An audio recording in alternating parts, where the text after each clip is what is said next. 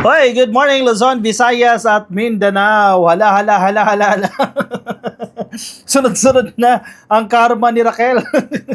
Sunod-sunod na ang karma ni Harry Roque. May bago na naman, ka-coffee. May bago na naman pong development ngayong araw po yan, August 6, 2024. Araw po ng Martes. Hala, ayan na. Kalimat ka ng pahayagan, ka-coffee. Si Harry Roque at ang iba pa po ay under immigration lookout na over alleged pogo ties. Hala!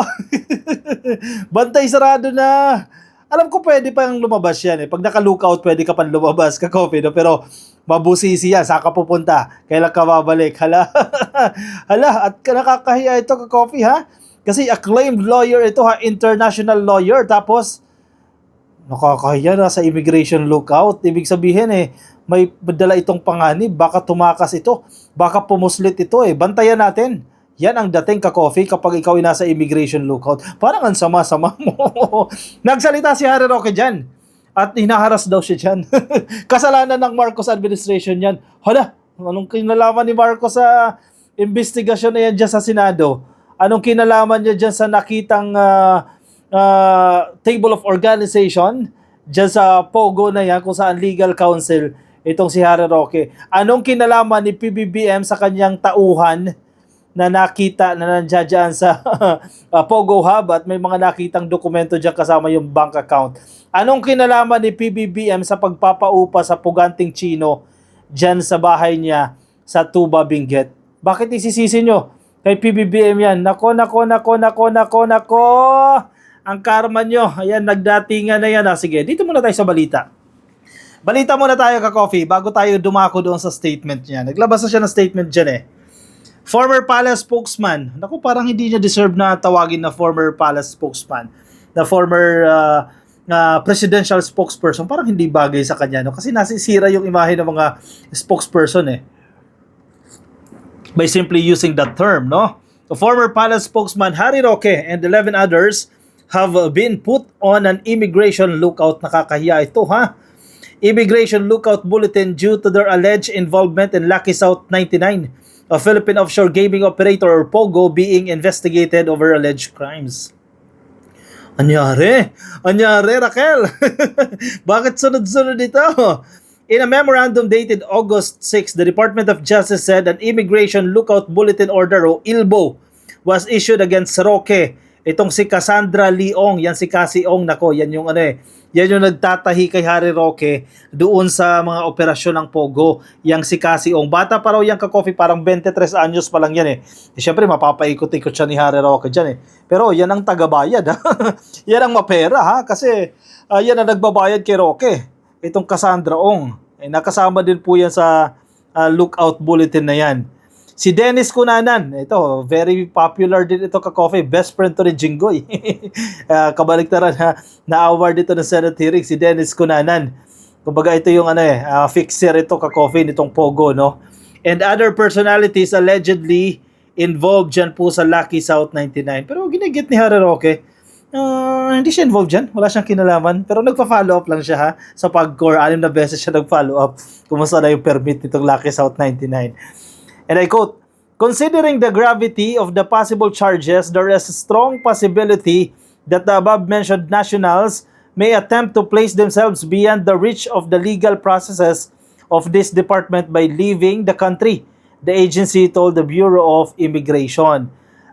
Yan, ka-coffee, yung memo na ipinasa po ng Department of Justice dyan sa Bureau of Immigration. Potentially, di ba? Dahil mabigat-bigat itong kaso na yan, mamaya biglang pumuslit na yan, paano kung pananagutin mo na? Di ba? Paano kung sisingilin mo na siya dyan? Di mo na mahagilap kasi nagtatago na sa kung saan-saan. Kaya nasa lookout bulletin na yan. An ILBO directs immigration personnel to note a subject's movement, inform agencies of a pending departure, and endorse a subject for secondary inspection if necessary. Ayan, tama tayo sa sinasabi natin. Pwede pa naman siyang lumabas, ka-coffee. Itong si Harry Roque, madalas din ang labas niya eh. Pwede pa siyang magmaisog rally. Magmaisog rally ulit siya sa Canada. Magmaisog rally ulit siya sa Hong Kong, sa Los Angeles, kung saan-saan yan. Pwede niya pa rin gawin yan. Pwede pa siyang magmaisog rally. Yun nga lang. Medyo hihigpit ang hihigpit ang interview sa kanya. Tatanungin siya, saan ka pupunta? And even yung mga partners natin abroad, yung mga immigration sa ibang bansa, alam din nila yan. Nagno-notify din yan kung lumabas sa kanilang immigration, saan nagpunta, etc. etc. At yung mga datos na yan, kinakailangan ipaalam nila yan sa Department of Justice. Para if ever na magkalabasan na nitong mga warrants or kung ano man yan, mga investigasyon, mabilis silang mahahanap, matutuntong kung nasaan. Yan yung purpose nitong lookout na yan. At mag-undergo din sila ng secondary inspection kung kinakailangan. Ano itong secondary inspection, ka-coffee? Di ba, yung mga ka-coffee natin, maraming OFW nakikinig sa atin. Familiar kayo dyan, ka-coffee. Yung hindi naman, pag nasa immigration ka kasi, di ba, pipila ka, tapos may counter. May mag-i-interview sa'yo dyan, yung immigration officer. Pag medyo clear ka naman, hindi ka kaduda-duda, diretso ka na. Papasok ka na doon sa gate mo, di ba? Sasakyan mo, papunta na doon sa aeroplano. Kapag nasa immigration lookout ka, secondary inspection yan. Usually, ipapasok ka sa kabilang kwarto, sa isa pang room at doon i-interviewin ka, saan ka pupunta, etc. etc. Hihingian ka ng iba pang mga additional documents if necessary. Naku, na-insulting yan kay Harry Roque kasi tingin niya sa sarili niya, VIP. Tapos ganyan ha, nasa lookout bulletin siya. Nakakahiya yan. Roque has repeatedly denied lawyering for Lucky South 99. Hindi ako nag-aabogado kay ano. Hindi ako nag-aabogado dyan sa Pogo na yan. Yan lagi ang iginigit niya. Sabi nga nila, ikwento mo sa Pagong. Sige, dito tayo ka-coffee sa statement niya. Naglabas siya ng statement Hinaharas daw siya dyan Di ba kayo to? Kayo to nagsimula If only na nahibik itong si Roque, hindi ganun yan Alam natin, medyo tinititigan siya. At deserve niya yung pagtitig na yan sa kanya dahil grabe din siya makatitig. In fact, hindi lang titig yung ginagawa niya sa kung kani-kanino Hindi lang kay PBBM, hindi lang kay First Lady, even other members of the cabinet. Grabe siya maka-insulto at deserve niya yan. Ayan, naglabas siya ng statement ka-coffee, nasa Facebook page niya. Ayan, pwede niyo rin pasyalan yan. Bisitahin niyo siya sa kanyang Facebook page at mabasa niyo rin po directly. Basahin natin itong kanyang pahayag.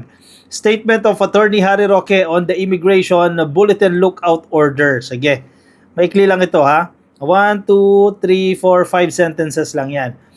I consider the Immigration Bulletin Lookout Order plain harassment.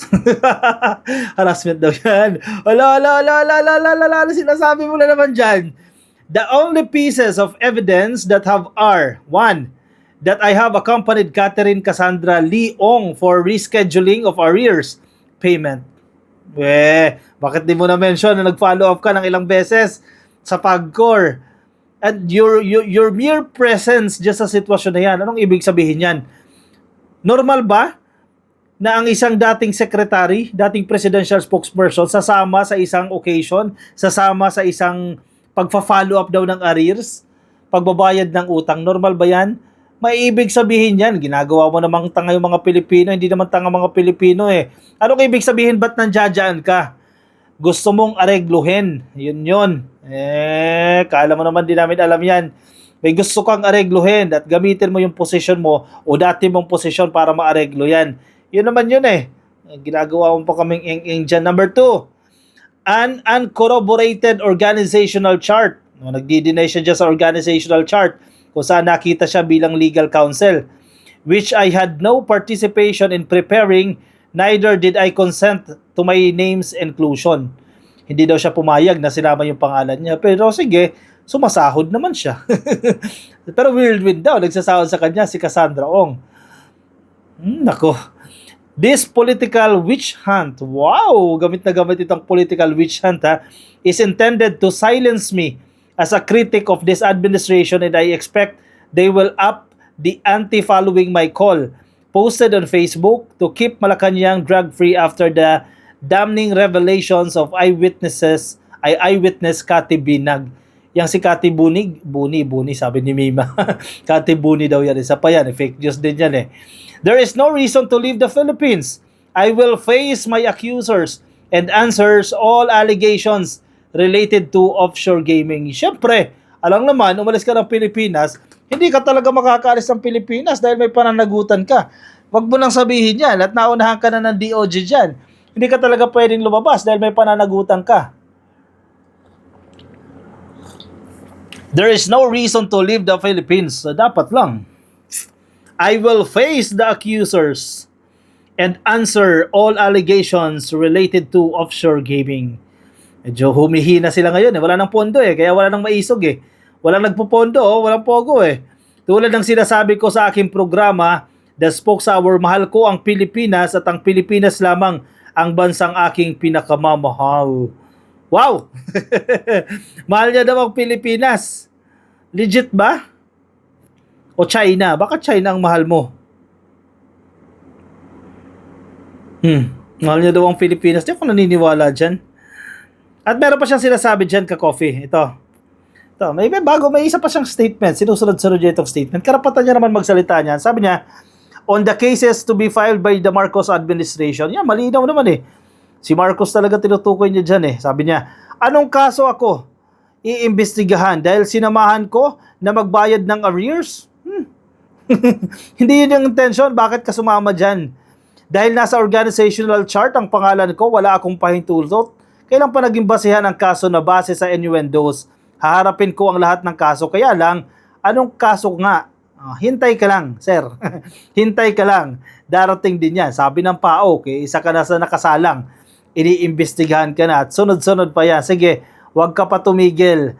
Actually, kahit tumigil ka na, kahit ituloy-tuloy mo pa yung ginagawa mo, expect mo lang yan, Harry Roque. Sunod-sunod yan. Darating pa yung mga kaso, darating pa yung mga reklamo dahil sinisingil ka na ngayon sa mga nagawa mo ng previous administration. Ginamit ang posisyon para sa pansariling interest. Naku po, nakakahiya ito, ka-coffee ha. Well-acclaimed lawyer ito ha. Well-acclaimed lawyer, international lawyer, napakaganda ng credentials, napakaganda ng educational qualifications, etc. etc. Pero grabe, makabastos sa presidente. Di ba? Kung ano-anong pinagsasasabi sa presidente, yun pala, hindi pala malinis. Isa pala siyang madumi. Ang dami rin palang kalokohan at naglalabasan na itong mga kalokohan na ito. So, hindi ko alam kung anong gagawin niyang move dyan para maalis yung pangalan niya sa Immigration Lookout Bulletin na yan. Medyo mahaba-habang proseso din yan, ka-coffee, no? Kung paano niya maaalis yung kanyang pangalan. Pero yan ay medyo mahirap-hirap na proseso din yan, ka-coffee. Malaking kahihiyan din yan, dagok din yan sa kanya, at insulto rin yan sa kanya, yung immigration lookout na yan. Kasi biruin mo, ganda-ganda ng credentials mo, tapos nasa immigration lookout ka. O siya, anong say ninyo dyan, ka-coffee? Sige nga, i-share nyo ang inyong opinion, ang inyong reaksyon dyan sa ating comment section para babasa rin po yan ng iba nating mga ka-coffee. Yan, ilagay dyan sa ating comment box, ka-coffee. Kung nasa Facebook po kayo at nasa YouTube po kayo, pasuyo na lang, ka-coffee. Pasuyo ng please like lang, ka-coffee. Like and follow kung nasa Facebook kayo at nasa YouTube po kayo naman, i-click nyo lang po yung subscribe. Yan, nandiyan dyan sa baba, subscribe. At hit nyo na rin po yung notification icon, yung bell button dyan para updated kayo sa ating mga bagong upload. Alright, ako magpapaalam muna sa inyo, ka-coffee. Maraming salamat po sa mga sumama sa akin. Ingat po kayo, nasaan man po kayong panig ng daigdig. Bye-bye!